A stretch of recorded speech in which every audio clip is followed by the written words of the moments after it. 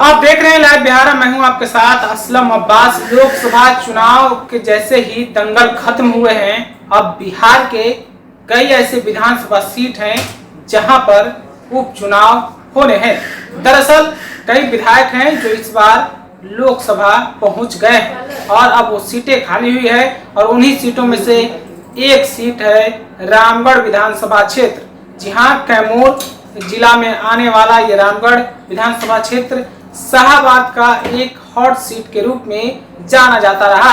समाजवादियों के बड़े नेता लालू प्रसाद के काफी करीबी और फिर जिस तरीके से क्षत्रिय समुदाय के बिहार में बात होती है, उनके बड़े नेताओं में से एक जगदानंद सिंह के लिए ये सीट हमेशा चर्चा में बना हुआ रहता था। लेकिन वक्त और हालात के बाद ये सीट जो है जगदानंद के बेटे के खाते में चली गई, यानी कि उनके बेटे सुधाकर सिंह रामगढ़ से वर्तमान समय में विधायक हैं। लेकिन सुधाकर सिंह बक्सर से जीतकर लोकसभा पहुंच गए और अब वहां उपचुनाव होना है और उपचुनाव में अब चर्चाएं जो हो रही है, राजद की तरफ से महागठबंधन की तरफ से प्रत्याशी कौन होंगे, तो चर्चाएं जो है वो अलग हैं कि कौन प्रत्याशी बनाए जाएंगे। लगातार ये राजनीतिक गलियारे में हल्ला है कि फैसला तो तेजस्वी यादव को करना है, लालू यादव को करना है। लेकिन हम जो आपको खबर बताने जा रहे हैं, हम जो आपको जानकारी देने जा रहे हैं, वो पूरी तरीके से सटीक है, 100% सही है और 16 आना सही है। इसमें कहीं कोई राग और लपेट की बात नहीं है। जी हाँ, रामगढ़ विधानसभा के उपचुनाव से सुधाकर सिंह के भाई अजीत सिंह यानी कि जगदा बाबू के बेटे अजीत सिंह चुनावी मैदान में महागठबंधन की तरफ से ताल ठोकते हुए नजर आएंगे। और इस बात की पुष्टि इस तस्वीर से आप खुद समझ सकते हैं। जिस तरीके से आनन फानन में अजीत सिंह को राजद की सदस्यता दिलाई गई है और सदस्यता दिलाने वाले चेहरे पर भी आप गौर कीजिए, कौन दिला रहे हैं?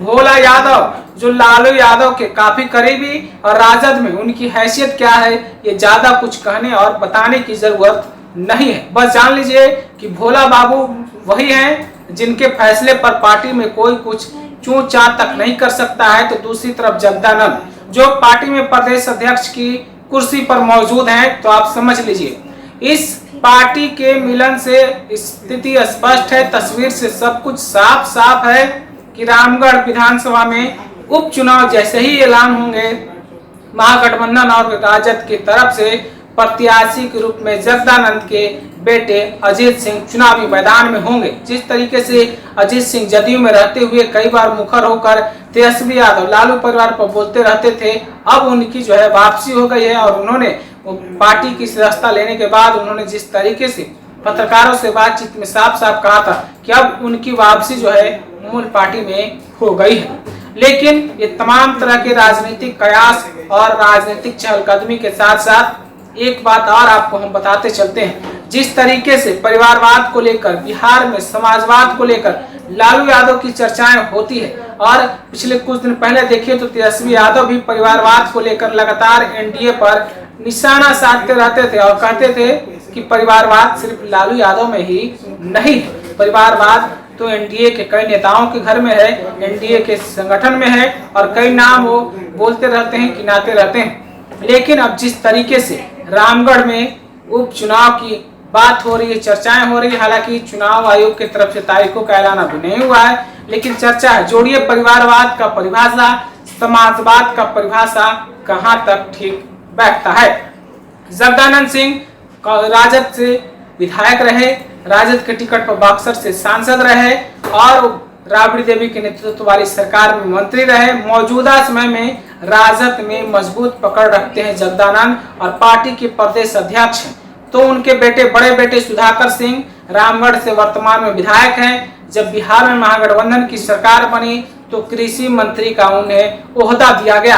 हालांकि विवादों के चलते उन्होंने इस्तीफा दे दिया था और अब जो है वो अपने बेटे अजीत सिंह को रामगढ़ में उपचुनाव लड़ाने जा रहे हैं। इसके अलावा भी अगर बात करें तो तीसरे बेटे के रूप में डॉक्टर पुनीत सिंह जो गया स्नातक निर्वाचन क्षेत्र से दो बार चुनाव राजद के टिकट पर लड़ चुके हैं। हालांकि दोनों बार उन्हें करारी हार मिली है। तो आप खुद समझ सकते हैं समाजवाद क्या है, परिवारवाद क्या है। यानी जगदा बाबू राजनीति में अपने परिवार यानी अपने बेटों को सभी को एक एक करके लाइन पर लाइन सेट करते हुए नजर आ रहे हैं। और फिर परिवारवाद और समाजवाद का जिस तरीके से डिफरेंसेज है या फिर समाजवाद का जो चोला है उस पर आप समझिए कि बदनुमा एक धब्बा है, काला धब्बा है, जो समाजवाद का नाम लेने से आप समझ सकते हैं कि कितना कुछ इसका अर्थ निकाला जा सकता है। आप अपनी प्रतिक्रिया क्या रखते हैं रामगढ़ उपचुनाव के बारे में, खास करके जगदानंद के परिवार के बारे में? क्या जनता इन तमाम तरह की बातों को बर्दाश्त कर पाएगी? क्या जनता का मिजाज कैसे इस तमाम समाजवादी और परिवारवाद के जो अंतर है जो लोगों को समझाया जा रहा है, बताया जा रहा है, क्या उसको बर्दाश्त कर पाएगी? आप अपनी प्रतिक्रिया हमें जरूर दीजिएगा। आपका बहुत बहुत शुक्रिया।